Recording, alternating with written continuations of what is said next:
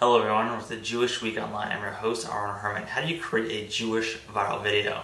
We had the opportunity to speak with Mike Boxer of 613 on his new video, Shana Tova, a Rosh Hashanah Jam that has over 100,000 hits on YouTube. Let's take a closer look. Can we go back and cue the chauffeur? Today is the day we'll start the year over. Yes, it's Rosh Hashanah, so we'll say Shana Tova.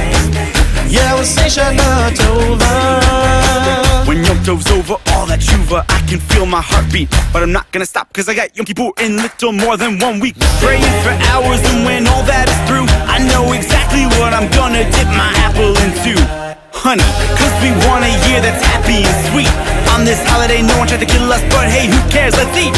Conservative, Orthodox, or Reform, or whatever, no matter what kind of Jew you are. Our voices join worldwide, we say Shana Tova.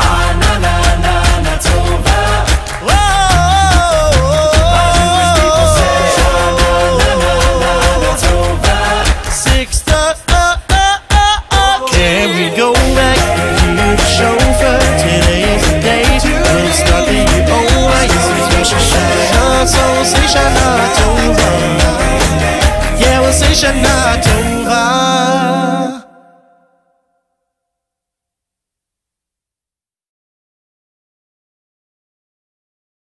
One of the hardest things, I guess, is to pick the songs that are popular and make them so that, like, when you're doing a viral video, you know it has to be the popular song because that's what's going to be the catchy one so that it goes viral.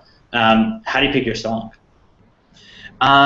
We definitely all have kind of a group conversation about it, but quite honestly, you know, I'm on Billboard.com and I'm checking, you know, what are some movers and shakers. You know, things move so quickly. I mean, they had what's the song, Blurred Lines, just spent something like its 11th or 12th week at #1, and we kind of wish we had done that one. We didn't do it because a friend of ours was actually doing a similar song, and we didn't want to get in a fight.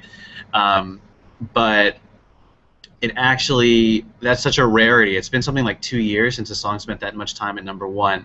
So like you kind of have to hedge your bets that it's got enough staying power. And to a certain extent, you know, every conversation is with, you know, like, come on, like, do we have to do the one that was like, you know, ranked #2 or ranked #3? Let's do this other one because, you know, they're all going to be old eventually.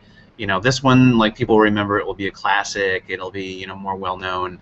You know, we definitely have some parody covers that we've done, and the songs are like just so irrelevant, and nobody even remembers them anymore. So we try and pick the ones that like we think people are gonna like, you know, play at parties like 3 years down the road or something like that. Excuse me while I plug in this computer so I don't make a rude exit on you. Do you have a song that you would really love to do?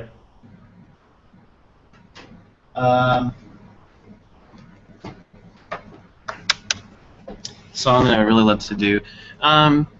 Nothing that really jumps out. I mean, our favorite stuff to do is our original material.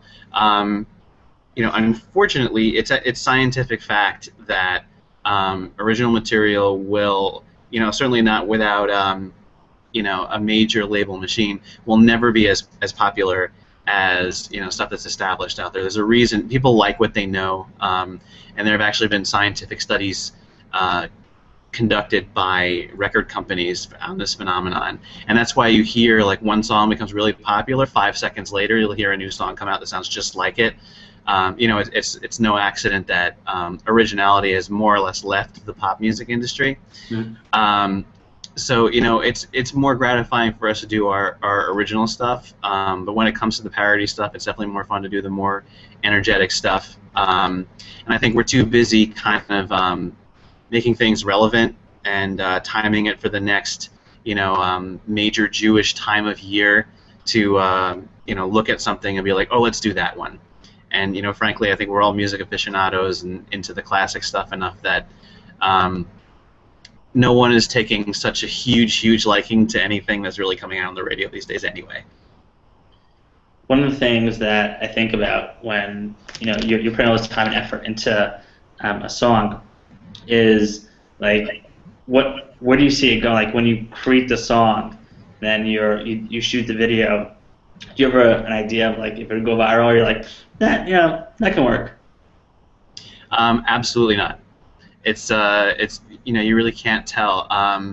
You know, we have we've actually kind of done things with a goal.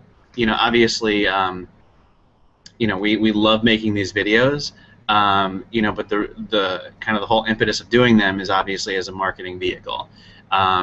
You know, music is what we're best at, and you know, we're doing videos because that's what the paradigm is now. That's what music marketing is. The opportunity is there, and if you're not doing it, you're getting left behind. So, you know, we're doing, you know, we're not doing it because that's part of the creative process for us.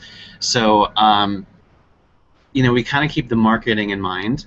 We're trying to do stuff that's going to, you know, let our personality shine through, that kind of, you know, bridges the gap between, you know, the left and the right of the Jewish world. You know, we're trying to be relevant with the occasion. And lately we're trying to think a little bit out of the box, in that now that viral media is so old hat and it's just there, it's nothing all that new, and it's not revolutionary to do it anymore. I think you have to have more than, you know, just some really great, entertaining, well-done content. You have to have something special, whether it's extreme uniqueness, extreme newsworthiness, or it's, you know, something that goes beyond the video. And kind of the last couple of times we've done stuff, you know, we made an attempt at that. The first thing we did last Hanukkah, we actually put together a video where we allowed people to actually record themselves singing and be in the track with us and be in the video.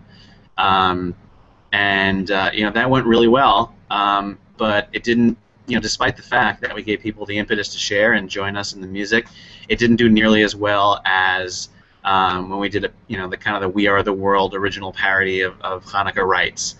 And this time around, we gave people, you know, we said, hey, here's something of value you can actually use. You can actually put your name and your friend's name in this little Rosh Hashanah card and put the video in it. And it did pretty well, but it still didn't do nearly as well as just a good old-fashioned Usher Kesha parody of us, you know, running around Central Park. So I think the Maccabees would tell you the same thing, and they've told me a million times. You know, never in a million years did we ever think that, you know, doing those random boxes and flipping a latke upside down was going to be 8 million views. So it's really just unpredictable, and we just head out there and do the best we can every time, and, you know, whatever is the best idea that comes to mind, and hope that something will catch fire. What's next for 613? I haven't thought about that. We kind of get into this mad dash every time we do a video because, you know, when you're doing pop songs, you got to do it quickly. So you know, as much as we would love to plan 3 months in advance, you can't pick the song 3 months before because people forget about it. So we basically choose a song 2 or 3 weeks before, and then arrange it really, really fast, learn it really fast, rehearse it really fast, record it, mix it, edit it really, really fast, then film a video to it, and then edit the video with our trusty video editor within a week. So then we kind of come up from it, you know, and then do Facebook ads, and then put up this thing on YouTube, and then tweet it, and then come up for air and go like, what day is it? So I haven't really thought too much to the future, but I think we've come into our own in terms of stylistically and from knowing how to, you know, work the new marketing world. So I think, you know, we've hit a stride. We've got some really great new talent, and we're just going to keep, you know, having the little successes like the ones we just had, and you know, get that much closer and closer to, you know, to doing this full time. As you can see, it takes a lot of talent, ingenuity, and creativity to bring Jewish viral videos to the forefront. This is Aaron Herman. Thanks for watching.